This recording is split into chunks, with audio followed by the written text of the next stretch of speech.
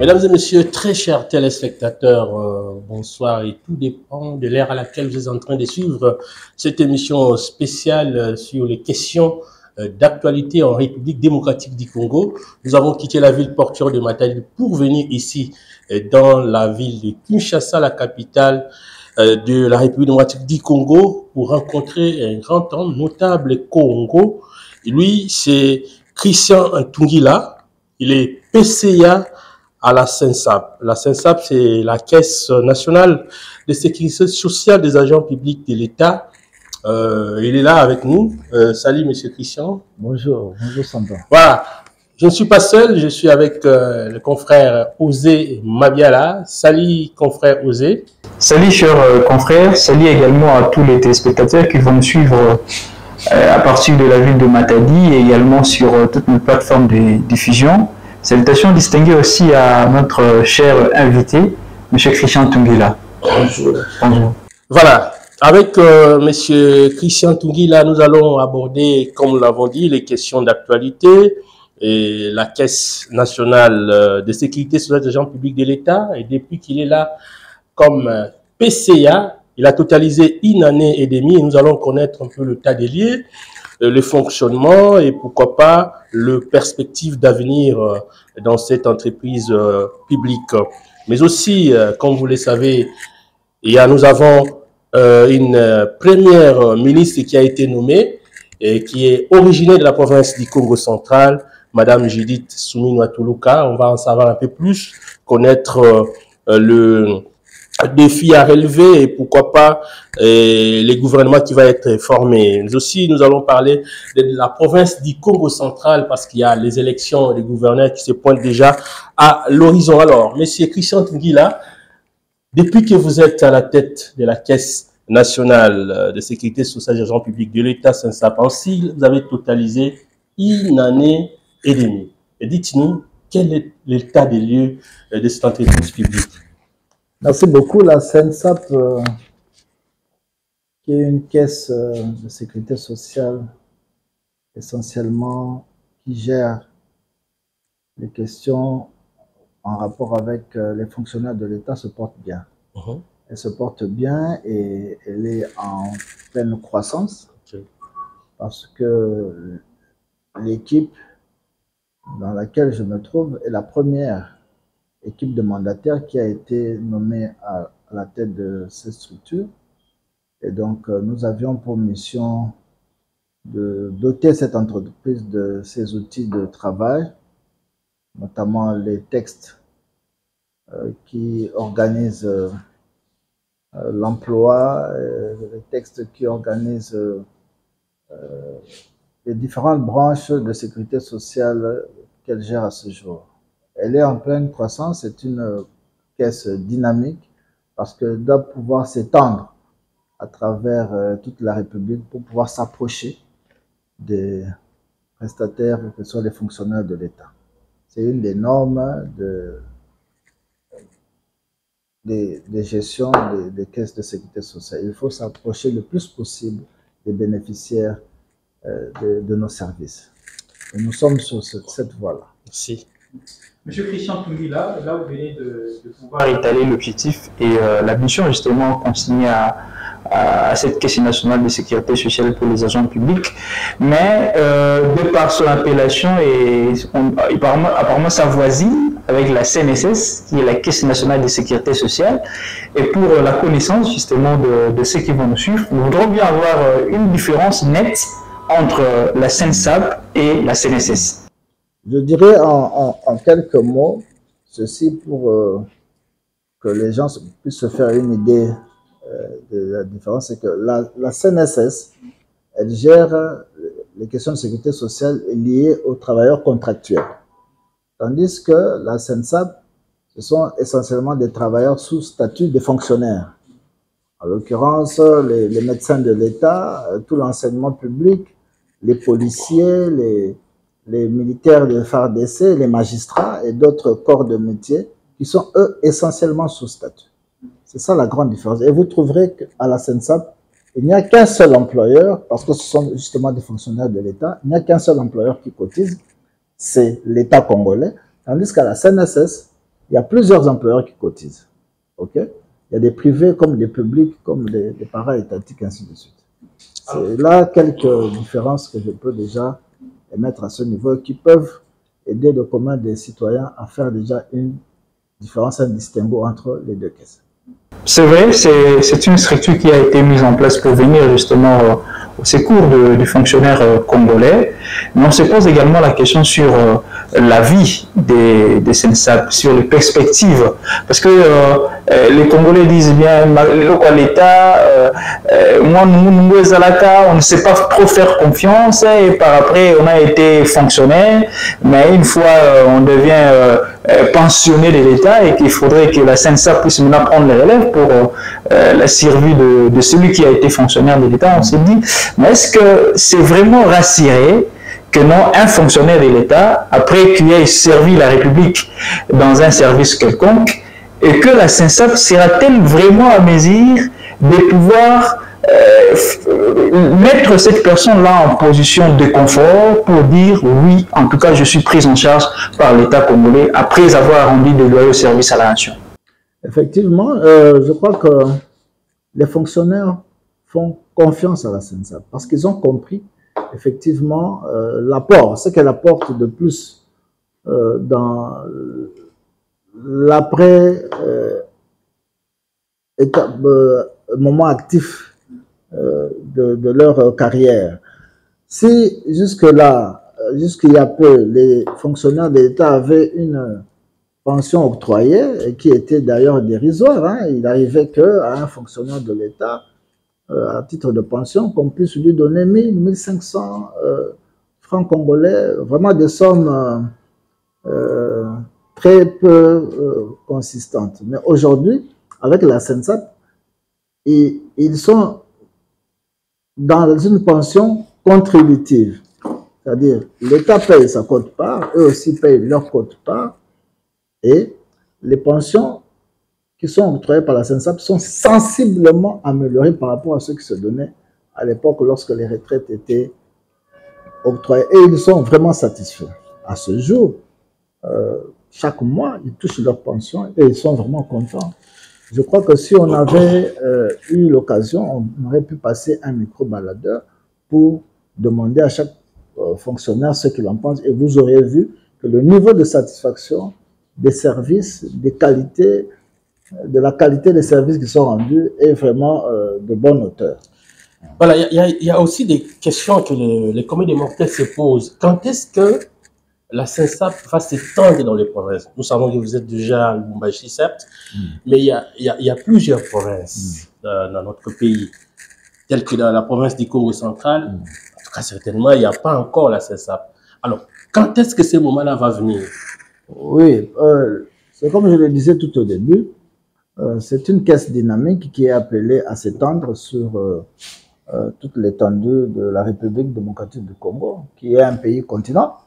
C'est pourquoi nous avons pris l'option de faire une extension progressive. C'est-à-dire nous allons y aller par palier, nous n'allons pas nous déployer directement dans les 26 provinces de la RDC, mais nous allons le faire par étapes, peut-être par groupe de 5, de 6. Et vous savez, installer un nouveau centre de gestion, ça demande soit de construire un immeuble pour abriter les services, soit de prendre en location un bâtiment qui existe déjà et les mettre dans les conditions qui sont celles de la SENSAP pour que le bureau puisse commencer. Nous avons levé les deux options. Donc, il y a des provinces où les bâtiments sont en construction, il y a d'autres provinces où nous avons pris en location des immeubles et on est en train de les mettre dans les conditions qui vont permettre que les bureaux de la SENSAP puissent fonctionner correctement. Ça va appeler tout ce qu'il faut comme équipement, personnel, formation, ainsi de suite. Puisque vous avez parlé du personnel, il y a un document qui a circulé sur les réseaux sociaux signé par la SENSAP et on voit l'offre d'emploi. Alors, on voulait savoir un peu si c'est un fake news ou si c'est réellement la SENSAP a besoin d'un personnel pour le moment. Je crois qu'on a eu à échanger là-dessus, vous et moi. Je vous ai précisé qu'il s'agissait d'un fake news. C'était un faux document. D'ailleurs, nos services sont en train de mener des actions pour déceler d'où c'est sorti, et des sanctions exemplaires seront infligées à tous ces escrocs qui parlent au nom de la caisse sans titre ni droit. Mais si nous en arrivons au point de devoir faire des recrutements pour justement placer du personnel dans ces centres de gestion, le moment venu, par des communiqués officiels, les bouches autorisées vont s'exprimer et fixer l'opinion là-dessus. Voilà, nous avons annoncé, comme vous le savez, chers téléspectateurs, la République démocratique du Congo a un nouveau Premier ministre. C'est une dame, Madame Judith Suminwa Tuluka. Elle est originaire de la province du Congo central. Monsieur Christian Tungi, la PCA de la Saint-Sab, est notable au Congo, mais il est aussi cadre dans le parti présidentiel, l'IDPS. Voilà pourquoi nous avons bien voulu les rencontrer pour connaître un peu ses impressions. Alors, M. Christian Tungila, Judith Suminwa Tuluka, originaire de la province du Congo central, Premier ministre, la première fois qu'une femme soit nommée Premier ministre, elle est du Congo central, votre province, vos impressions? Nos impressions sont bonnes. Je saisis encore l'occasion que vous me donnez pour remercier le chef de l'État qui a fait confiance à une fille née Congo. Vous savez, vous et moi, que la probité, l'honnêteté, l'expertise des nés Congo n'est pas à démontrer, et je crois que le chef ne sera pas déçu. Je félicite aussi Madame le Premier ministre et je lui souhaite un fructueux mandat. Je lui souhaite aussi de sélectionner des hommes et des femmes capables de l'accompagner dans sa vision, qui est une vision pour l'émergence de la RDC. Monsieur Christian Tungila, toujours dans cette lignée d'idées, c'est vrai, la première ministre nouvellement nommée Judith Suminwa Tuluka, qui est originaire du Congo central, en tout cas ça c'est ce que nous savons, mais vous êtes quand même sans ignorer qu'il y a des bruits qui courent, notamment dans les réseaux sociaux ici et là, pour dire que la première Judith Suminwa ne serait pas de la province du Congo central et que c'est un raccordement frauduleux. Elle a plutôt des origines kassaïennes, européennes et consorts. Et que dire que Suminwa et le Congo central est un raccordement frauduleux? Que pouvez-vous dire face à des tels propos qui circulent dans les réseaux sociaux? Oui, bon, de toute façon, elle n'est pas la première personne, la première Congolaise de qui on dit ce genre de propos, hein.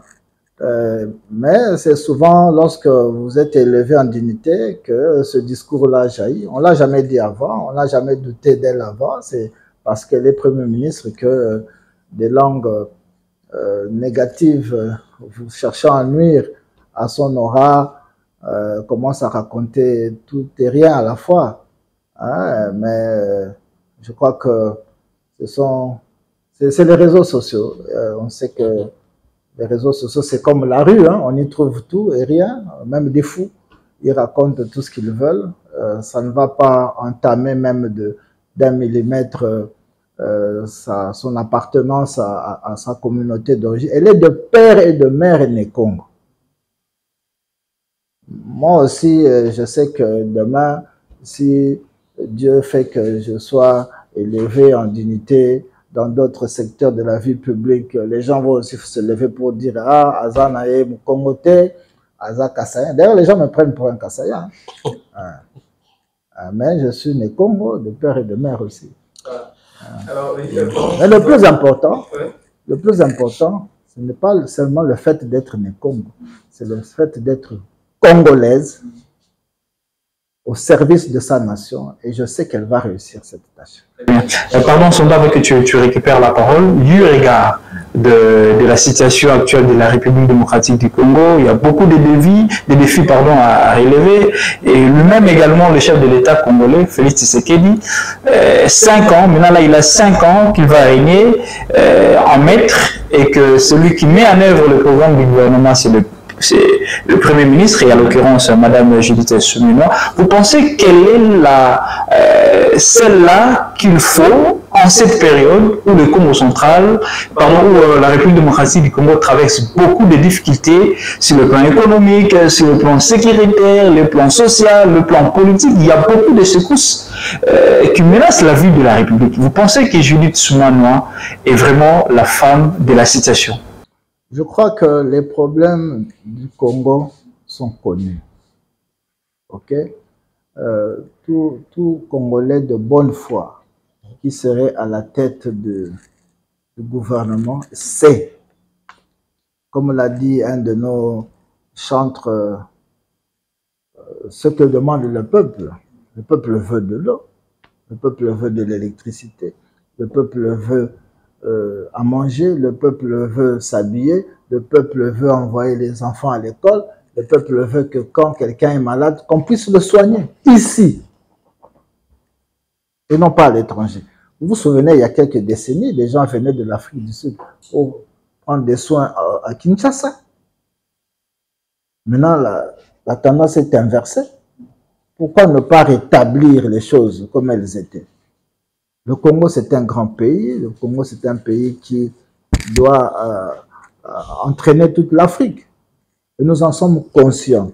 Et je crois que Madame le Premier ministre est consciente. Elle connaît les problèmes du pays. Elle va s'y mettre. Elle va réussir. J'insiste sur le fait de réussir. Mais il faut qu'elle choisisse des bons éléments comme ministre. Merci beaucoup, Judith Suminwa. Notre Premier ministre n'est pas seulement Premier ministre pour le Congo central, certes. Elle va travailler pour l'intérêt de la République démocratique du Congo.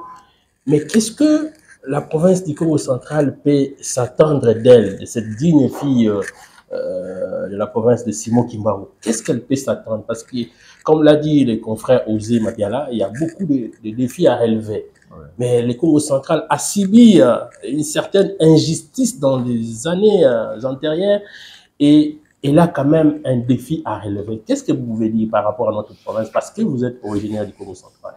Oui, je suis originaire du Congo central. J'ai travaillé avant d'être PCA 5 ans durant à Matadi.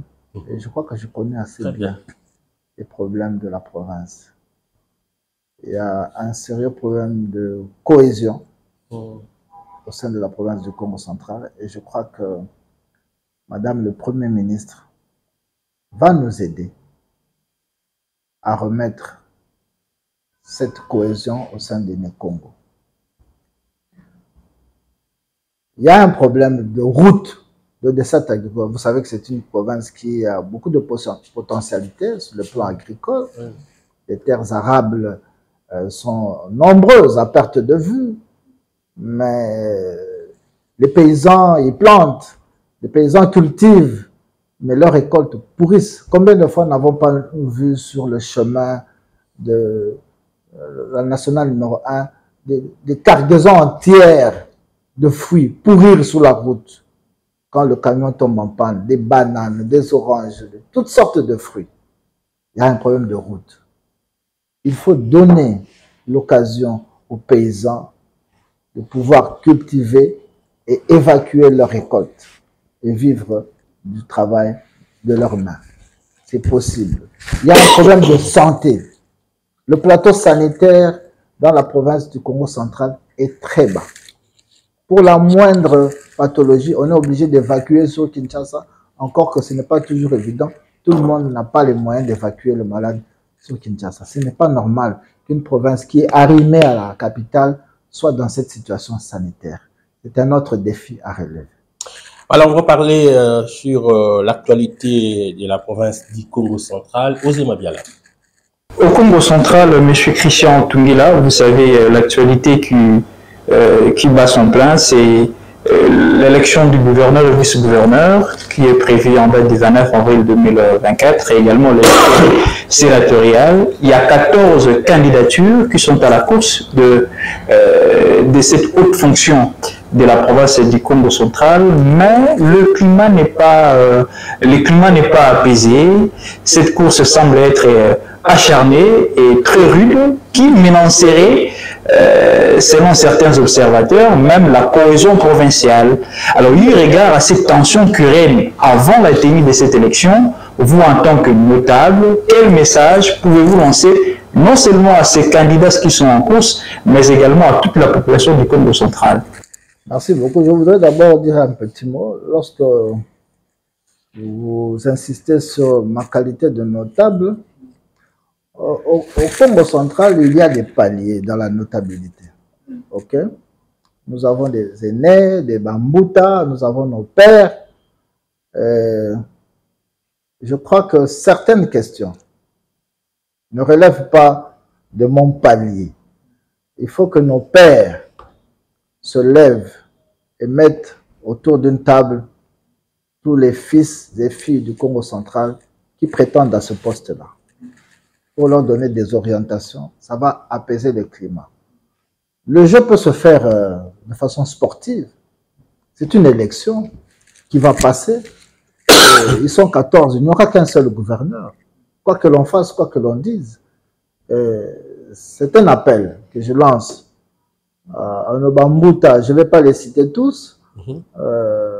Je voudrais même me réserver de citer les noms pour ne pas en oublier un. Peut-être citer seulement le nom de Mbutaki Wakana, qui est le plus élevé dans les institutions de tous les Congo. Bien sûr, il vient maintenant en ordre protocolaire après Madame le Premier ministre, mais jusque-là, j'en appelle à lui. Qu'il réunisse tous les aînés, tous les bamboutas, qu'il réunisse les candidats gouverneurs, qu'il parle avec eux. Ça va un peu apaiser la tension. Le jeu doit se faire vraiment de façon sportive, de façon démocratique. J'ai parlé d'un problème de cohésion. Il est réel, c'est la preuve. Les gens s'entre-déchirent, s'entre-accusent même dans les cours et tout, d'ores et déjà, alors que l'élection n'est même pas encore faite. On aurait compris qu'ils aillent dans un contentieux après les élections, mais là, ils sont déjà devant les cours et tribunaux.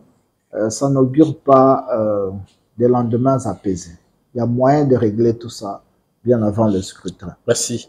Alors, M. Christian Tungila, quel peut être, d'après vous, le profil de ces gouverneurs que vous pensez qui peut diriger demain la province du Congo central, une province tout à fait stratégique dans notre pays, la République démocratique du Congo?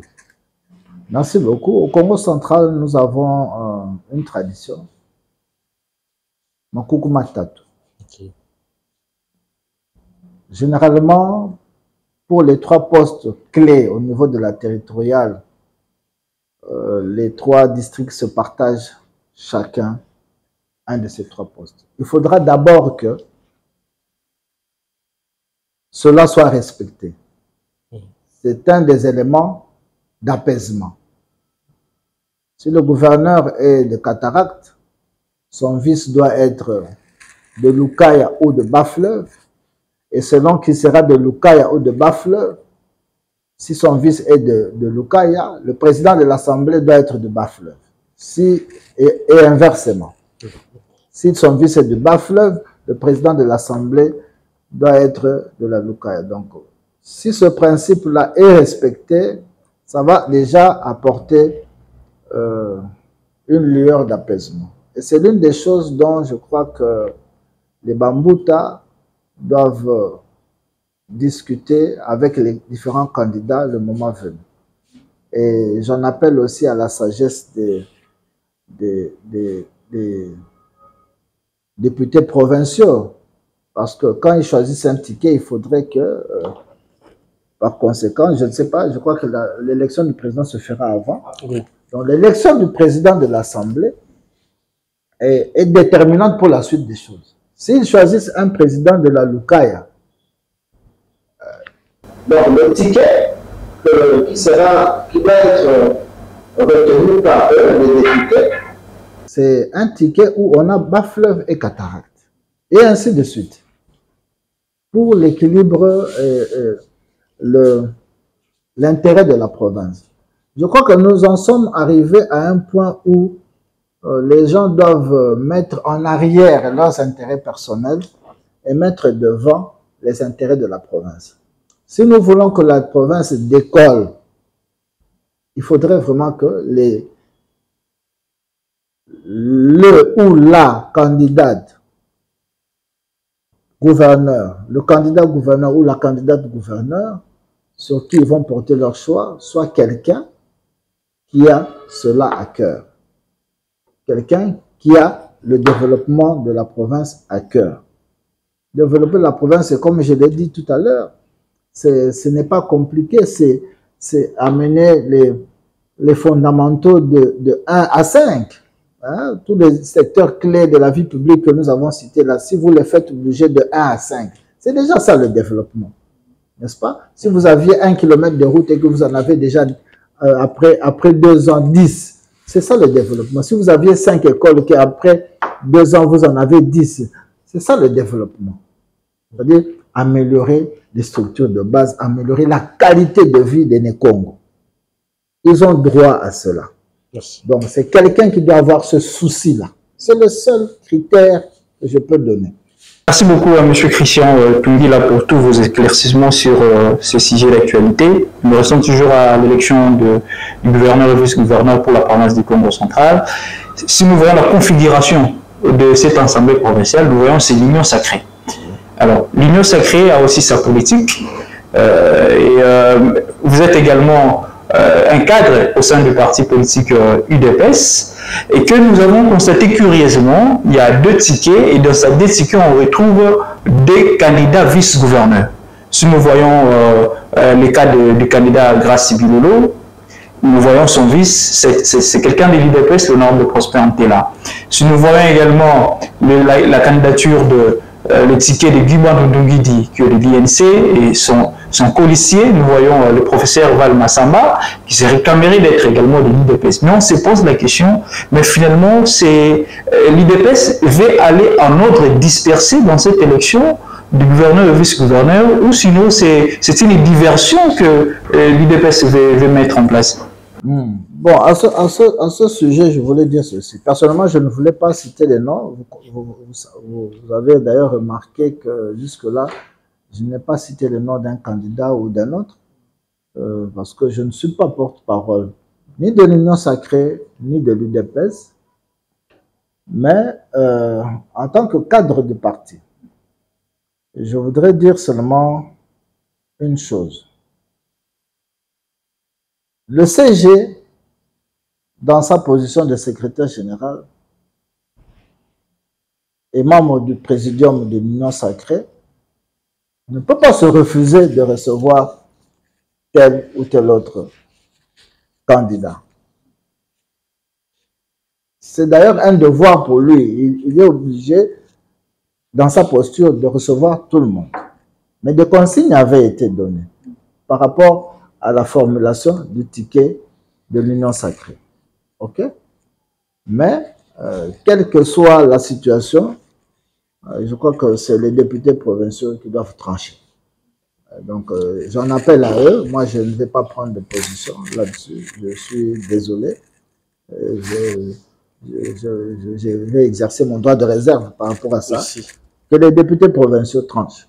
Voilà. Merci. En tout cas, nous sommes arrivés à la fin de cette émission. Mais question de curiosité, M. Christian Tungila. Nous avons appris par plusieurs sources que vous deviez être candidat aussi sénateur. Et subitement, quand on a vérifié les noms, votre nom n'y figure pas sur la liste. Et qu'en est-il? Merci beaucoup. J'étais effectivement dans cet élan-là de déposer ma candidature comme candidat sénateur. Ils sont 79, plutôt 69 à ce jour. Je n'ai pas confirmé ma candidature pour la seule et simple raison que j'avais estimé qu'il y avait sur la liste d'autres fils et filles du Congo central qui étaient en mesure de faire aussi convenablement ce travail de sénateur. Comme ça que je me suis retiré. Alors, le gouvernement va sortir bientôt là. Alors, si jamais